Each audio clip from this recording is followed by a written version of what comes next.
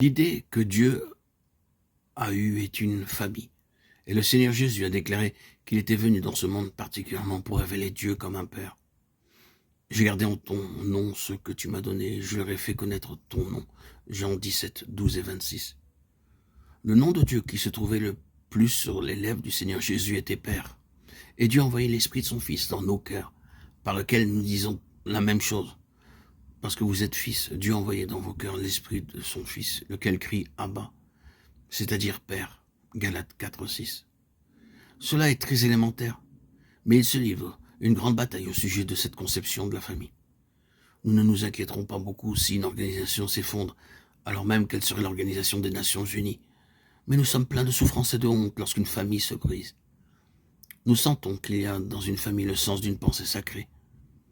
Quelle triste chose lorsqu'une famille se divise, lorsque les enfants sont opposés l'un à l'autre ou à leurs parents, que le mari est opposé à sa femme et la femme au mari. C'est là une marque spéciale de l'œuvre du diable à la fin de la dispensation. Il n'y a rien de plus terrible en notre temps que la rupture de la vie de famille. Les listes de divorces sont angoissantes et les pauvres enfants sont réellement laissés sans père ni mère à cause de l'effondrement de la famille. C'est un coup porté aux pensées les plus profondes du cœur de Dieu, mais le résultat n'en reste pas là. L'aspect le plus terrible de cette situation se trouve dans la famille de Dieu. Il n'y a rien de plus triste dans cet univers que le démembrement du peuple de Dieu. Le diable ne s'inquiète pas de nos dénominations et de nos organisations, mais il fait des objections à cette idée de famille. C'est la pensée la plus précieuse pour Dieu. Je trouve que c'est l'une des choses les plus précieuses en un temps de communion fraternelle comme celui-ci. Nous représentons ici, dans nos réunions, dans nos assemblées, un certain nombre de nationalités différentes. Plusieurs d'entre nous, nous ne nous étions jamais rencontrés auparavant, et nous n'avons pas eu le temps de faire connaissance l'un avec l'autre.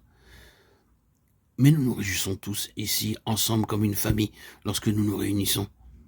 L'esprit de famille est la chose la plus précieuse, et elle est le signe même de l'Israël céleste. J'ai dit souvent, en parlant de la Jérusalem céleste, telle qu'elle nous est présentée symboliquement à la fin de la Bible, qu'elle n'a qu'une seule rue. Les auteurs de nos cantiques nous ont égarés à ce sujet, car ils parlent des rues d'or pur. La Bible dit qu'il n'y a qu'une seule rue d'or. Il nous faudra ainsi vivre dans une seule et même rue durant toute l'éternité. Que dirons-nous de cela? Comment nous entendrons-nous avec nos voisins? Ne nous inquiétons pas, ce sera une expérience de joie que de vivre dans une seule rue, car ce sera, nous le voyons, une sainte famille. Lorsque la famille tout entière est une, ce n'est pas difficile pour ses membres de vivre l'un à côté de l'autre. C'est là simplement une manière symbolique de parler d'une pensée suprême. Mais nous voyons ce qu'elle signifie. C'est une relation spirituelle.